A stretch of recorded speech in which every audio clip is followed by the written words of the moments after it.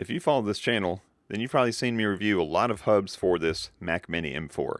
And when the hubs first started coming out, there's a lot of traditional, I'll call them horizontal ones that you place on top, ones that you place below, ones that this thing kind of hovers above, and that's the exact kind that I've had for all my Mac Minis over the years. Something that sits underneath it or on top of it, gives you a place to plug a bunch of stuff in, and it just works great. When I saw these, let's call them vertical stands, I didn't quite get it. But after reviewing so many hubs, I absolutely understand this design. And in this video, we're going to check this one out. This is sent to us from Qwiizlab. So thank you, Qwiizlab, for sending this out for review. As always, the review is mine. Qwiizlab doesn't get to see it before it's posted, and no money is exchanged hands. So without any further ado, let's get into the review.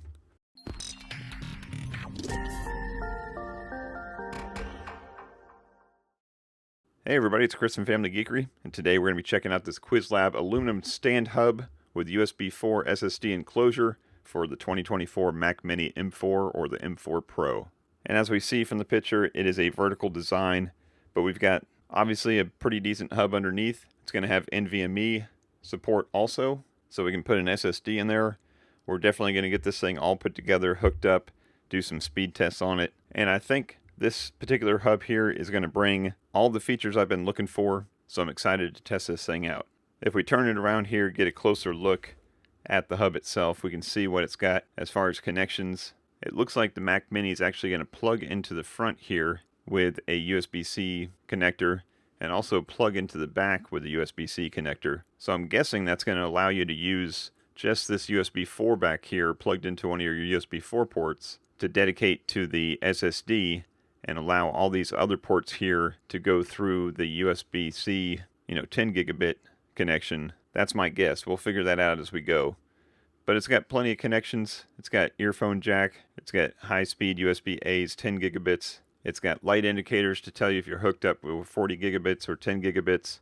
It's got an SD and a micro SD card reader. It's got two USB-C full 3.2 10 gigabit ports. And then inside it's got an NVMe slot, which we are definitely going to throw a drive into, like I said, and do some speed tests. So I'm excited to get this thing tested out. Let's go ahead and open it up and see what comes inside. Alright, so in the package, of course, is the hub itself. And let me tell you, first impressions, this thing is a hefty little chunk of metal here.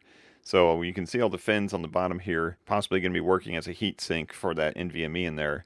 And we got some little rubber pads here. And this thing is hefty enough that I'm not concerned at all about this thing sliding around on your desk. Once you get the Mac Mini plugged in there and you start plugging things in and out of it, I think it's going to be alright. Now also included with it, we've got a couple thermal pads here that came with it for the NVMe drive. It's got a little secure screw here that you're going to use to secure the NVMe drive inside. And then a little Phillips head screwdriver. That's always nice. They throw these things in.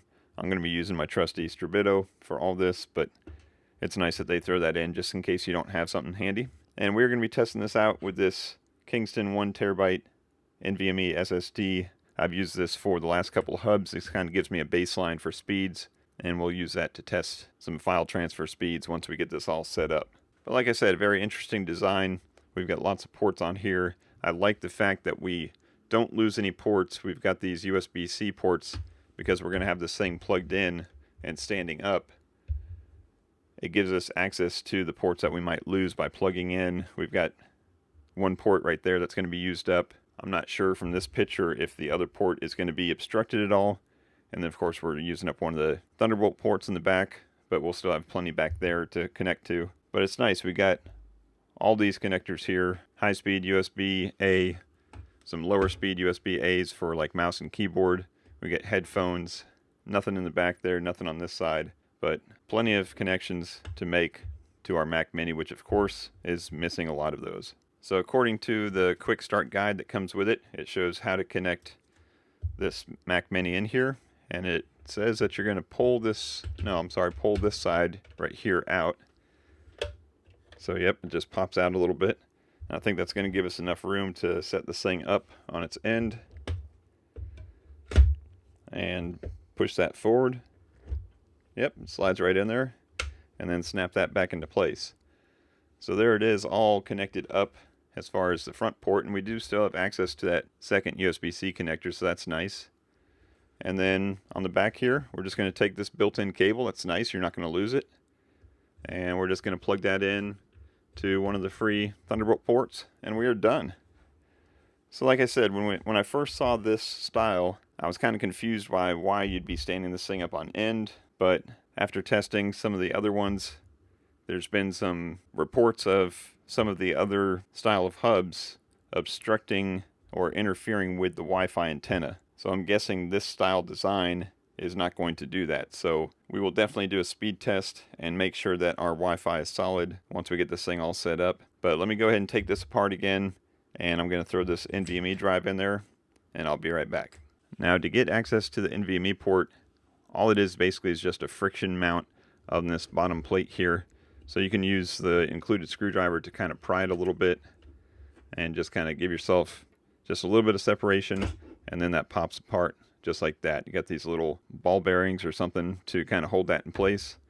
And once you pop that lid off, we get exposure to the NVMe slot here, which has mounting holes for 2230, 2242, 2260, and 2280.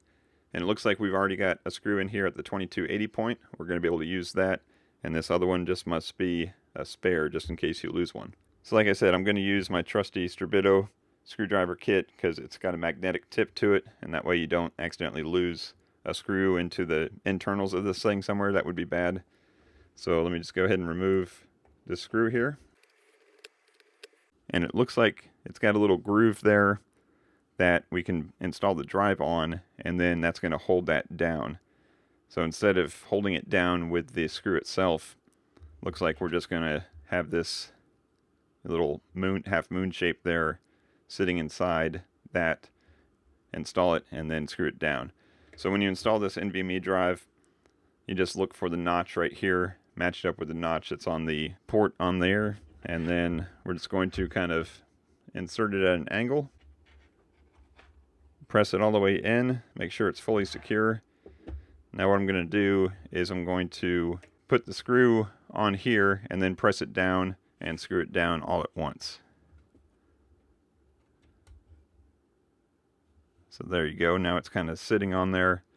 Let's go ahead and press it down. It should match up as long as the drive is in there nice and straight. And then we're just going to screw that little holder right in there. And you don't have to torque it down. This is good to go. Now if I was going to keep this in here and not move it around from hub to hub, you would go ahead and peel the plastic off of this thermal pad, install it on your drive, and that's going to give you connectivity to this very large piece of aluminum here and create a nice heat sink. But since I'm just going to have this in here temporarily to do some speed tests, I'm just going to place this back on there, and we should be fine just for these tests. So I'm going to get this all back together, get the computer back hooked up to it, and I'll be right back. Alright, so I've got the SSD installed into the dock here, and I've got the computer installed in there, and I've got it all plugged into the front, but I've left this cable back here unplugged because I want to test a little theory. I was thinking that these ports right up here were going to be running just off of the front port, and then the drive enclosure itself was going to be dedicated to just this back cable that's going to plug into the back. So to test that out, I've obviously left this unplugged, and I've got my capture hooked up, so let's go ahead and switch over to that. I'm going to plug a thumb drive just right into the front port here and see if that pops up on the desktop. Yep, and there it is. It just showed it up here as untitled. And let's go ahead and open that up. And yep, sure enough, this is just a thumb drive I used to upgrade one of my PS4s to a SSD drive. You can check out that video on the channel. But yeah, definitely this is just working off that front port. So let's go ahead and eject that. And what I'm going to do next is unplug this here. And then I'm going to just plug it into this little adapter here to make it a USB-C, and I'm going to plug that into one of these just to see if these USB-Cs are also coming off of that same port. So going back to the capture, absolutely. Here's that drive again, and looks like I was correct in my assumption. So what I'm going to do is eject this. We'll get rid of the USB drive, and we are done with that. So let's go ahead and plug this cable into the back, this Thunderbolt cable. And once I plug that in, let's go back to the desktop. And there it is. So here is a drive that I've just called NVMe dock. And let's go ahead and open that up. Got a couple files on there that I've been testing out with some other docking stations. So what I'm going to do is, the first thing I want to do is just what I call a real world test, which means I'm just going to take some files from the desktop here and I'm going to copy them over onto this docking station and just kind of see how long it takes to copy these over. Now this is about 6 gigabytes worth of video, and I'm going to drop them on here in 3, 2, 1, go. And this is real time, it's not sped up. This is just, like I said, just to get a sense of how long it takes to copy 6 gigabytes on there. Now we're going to do some speed tests with some actual software that does speed tests, but sometimes you just want to know, hey, what's it going to feel like if I have to drag some files over? You know, is this something that I'm going to be able to drag over and just instantly be able to work on them? Or is it one of those drag them on there, go get a cup of coffee, come back in a couple minutes type things? And this was blazing fast. Looks like it went on there just fine. Just a couple seconds, 5 or 6 seconds to copy those over. Now I'm going to do the same thing in reverse. I'm just going to make a little folder on here. And now I'm going to copy from the drive that's built into that docking station and copy them over into this folder that's on the desktop. So this is going to be reading from the external drive and writing to the internal drive. And let's go in 3, 2, 1, drop. And just as expected, it should be just a tiny bit faster or about the same speed, and it was. It seemed like it was just about maybe 4 seconds instead of 5. So definitely quick. Now one thing that's a little confusing to me right now is the fact that if we look down here at these lights, we've got a light over here that's supposed to light up white, and then a light over here that's supposed to light up green. And it's supposed to be the white one, according to the book, is supposed to be 10 gigabits connection, and the green one is supposed to be 40 gigabits connection. And this was not lit up until I plugged this in the back. Now that would make sense. But what's actually silk screened on here is the one on the left says 40 gigabits, and the one on the right says 10 gigabits. So let me see if I can get that closer to the camera. So it looks to me like either the silk screening is just wrong, and the instructions and the colors and all that is right, or something just isn't right. I'm going to hope it's just the silk screening, but we're going to do some drive tests here. So let me go ahead and close some of these windows down here. And I'm going to start up this program, which is made by Blackmagic, and this is a Blackmagic disk speed test. And let me go ahead and set it up for that drive enclosure.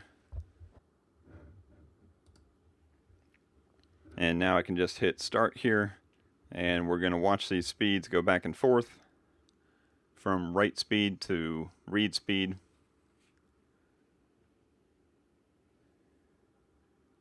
And I've done this enough times on enough different enclosures, you know, USB 4 enclosures, Thunderbolt enclosures, 10 gigabit, 40 gigabit, and I can tell you this one is reacting like a 40 gigabit enclosure.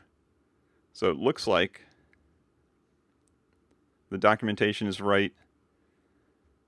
The interface that I hoped was going to be hooked up is right. It's just the silk screening or the printing on the face of this thing may not be 100% accurate, but this is blazing fast here. Looks like we're averaging around 14 to 1500 on the write and just shy of 3000 on the read, and that is definitely good enough for any kind of activities that you'd be doing. If you're doing video editing and you need, you know, a scratch disk to edit off of, you could definitely do it with this enclosure. Or if you just need a place to store all your files after you've done editing them and you just want to drag them over onto that SSD drive, then it's going to go over there super quick. So we can go ahead and stop this test. I'm happy with those results. Alright, so the last thing I want to check here is the internet speed test using Wi-Fi test while it's docked here. And what we have on the screen here are some scores that I just ran with the Mac Mini disconnected from the dock completely. So I wanted to do that before I plugged it back into the dock and ran this test again. So let's go ahead and run this again, see how it goes.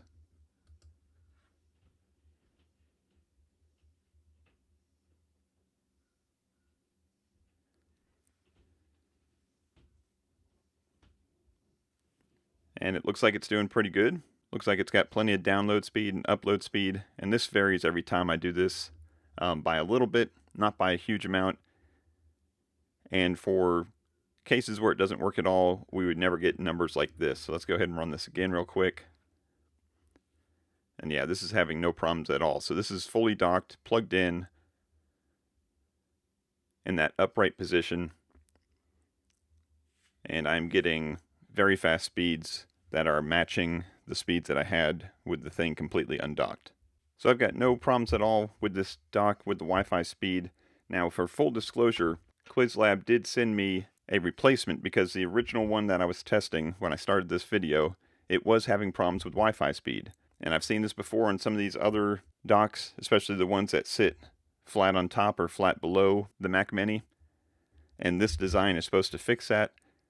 And they were having some problems with it. And if you remember, I said that we had a problem with the silk screen here. Now that is no longer a problem. They have switched that. So here is the original one I started the test with.